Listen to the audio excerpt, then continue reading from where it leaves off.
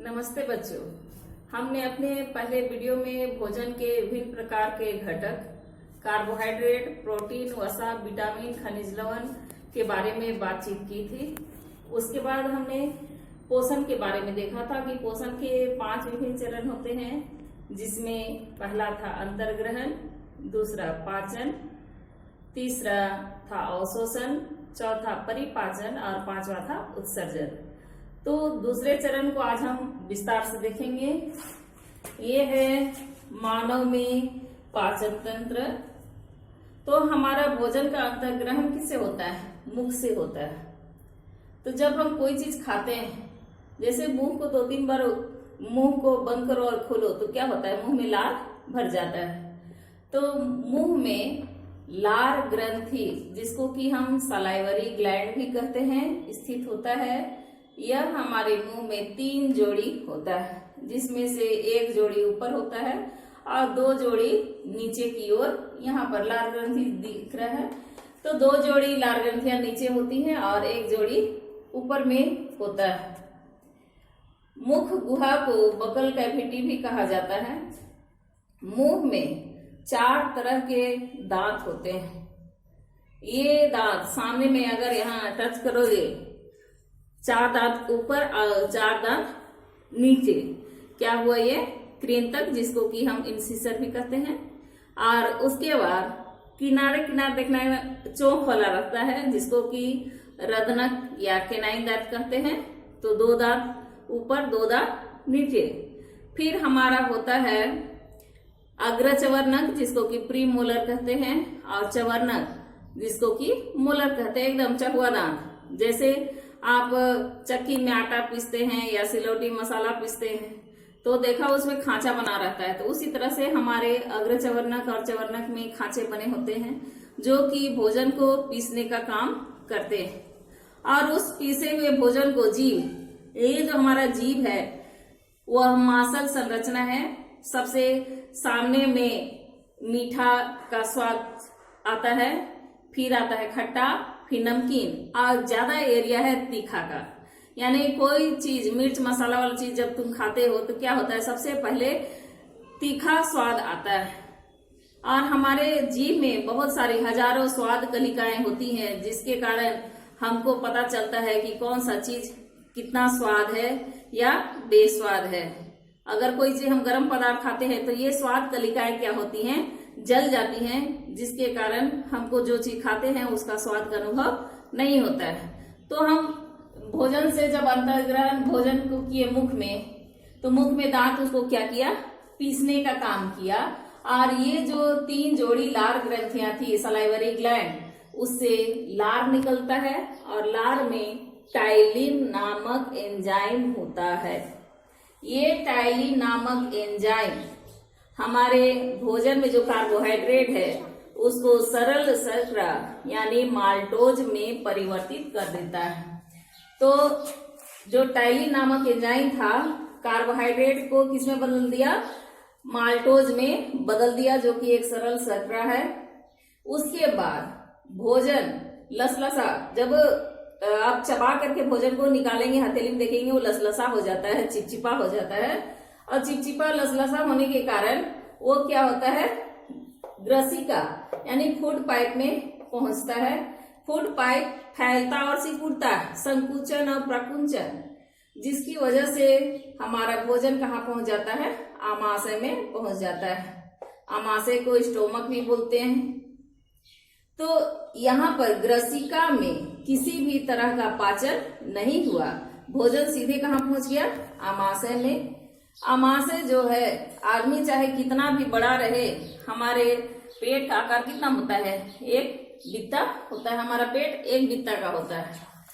तो यहाँ पर आमाशय की आंतरिक दीवारों से जठर रस स्रावित होता है, जिसमें कि HCl की मात्रा होती है। और ये हाइड्रोक्लोरिक अम्ल यानी HCl क्या करता है? जो हम भोजन खाते हैं उसमें जो जीवाणु होता है उसको मारने का काम करता है। और जठर रस में भोजन का आंशिक पाचन होता है। कार्बोहाइड्रेट, प्रोटीन और वसा आंशिक रूप से पच जाते हैं। फिर हम देखते हैं यहाँ पर अग्नाशय यानी पैंक्रियास, ये जो हमारा आमाशय है स्टोमक और लार्ज इंटेस्टाइन बड़ी आंत, दोनों के बीच में एक पत्ती की जैसी रचना होती है, दोनों के बीच में, उसको कहते हैं अग्नाशय या पैंक्रियास, जिससे कि पैंक्रियाटिक जूस, जिसको हिंदी में अग्नाशयिक रस कहते हैं, निकलता है और यहाँ से निकल करके वो छोटी आंत यानी स्मॉल इंटेस्टाइन में पहुंचता है। फिर यहाँ पर देखो, ठीक आमाशय की दाहिनी ओर यकृत, जिसको कि हम लिवर बोलते हैं, यहाँ पर एक छोटी सी थैली होती है जिसको हम पित्ताशय या गोल ब्लैडर बोलते हैं। तो यहाँ से जब पित्त रस स्रावित होता है, जिसको बाइल जूस कहते हैं, वह पित्ताशय यानी गोल ब्लैडर में जमा होता है। पित्त का निर्माण होता है यकृत में, लेकिन जमा कहाँ होता है? पित्ताशय यानी गोल ब्लैडर में। यह भोजन में उपस्थित वसा को पचाने का काम करता है। तो यहाँ से जो बाइल जूस निकला वो कहाँ पहुंच गया? छोटी आंत में। और यहाँ से निकलने वाला अग्नाशयिक रस ये भी पहुंचा छोटी आंत में। छोटी आंत 7.5 मीटर लंबी कुंडलित रचना है। ये जो पूरा है मुड़ा हुआ, जिसको हम कुंडलित रचना कहते हैं। यहाँ पर भोजन का पूर्ण रूप से पाचन हो जाता है। कार्बोहाइड्रेट, प्रोटीन, वसा, तीनों का यहाँ पाचन पूर्ण हो जाता है। कार्बोहाइड्रेट ग्लूकोज में बदलता है, प्रोटीन वसा अम्ल और वसा ग्लिसरोल में बदल जाता है। तो यहाँ पर पाचन पूर्ण हुआ और इसी छोटी आंत में इस तरह से अंगुली नुमा उभार पाए जाते हैं, जिसको हम कहते हैं विलाई, जिसकी वजह से इसका जो अब्जॉर्प्शन का एरिया है वह बढ़ जाता है। तो जो पचा हुआ भोजन है छोटी आंत द्वारा अवशोषित हो जाता है और जो भोजन नहीं पचता है वह बड़ी आंत से होते हुए मलाशय में जमा होता है और मलाशय से होते हुए गुदा द्वारा, जिसको कि एनस कहते हैं, इसके द्वारा निष्कासित हो जाता है। इस प्रकार से हमारा भोजन का पाचन प्रारंभ हुआ मुख से और कंप्लीट कहाँ हो गया? छोटी आंत में। और जो अपचा भोजन या उत्सर्जित पास है, जिसको हम विष्ठा बोलते हैं, गुदा या एनस के द्वारा निकल जाता है। यहाँ पर आप देख रहे हैं एक छोटी सी ग्रंथि है, उसको हम बोलते हैं अपेंडिक्स या कृमि रूप परिशेषिका। यह हमारे शरीर में एक वेस्टिजियल ऑर्गन है, जिसका कोई भी काम हमारे शरीर में नहीं है, लेकिन जब यह बड़ा हो जाता है तब तेज दर्द होता है और एक बीमारी उत्पन्न करता है, जिसको कहते हैं अपेंडिक्साइटिस। और उस समय अपेंडिसाइटिस हो जाने पर क्या होता है? इसको ऑपरेशन द्वारा काट करके निकाल दिया जाता है। तो ये मनुष्य में एक वेस्टिजियल ऑर्गन है, लेकिन जो भी शाकाहारी जंतु हैं जैसे खरगोश, उनमें यह भोजन के जो सेल्यूलोज का अवयव है उसको पचाने का काम करता है। तो ये था हमारा पाचन तंत्र।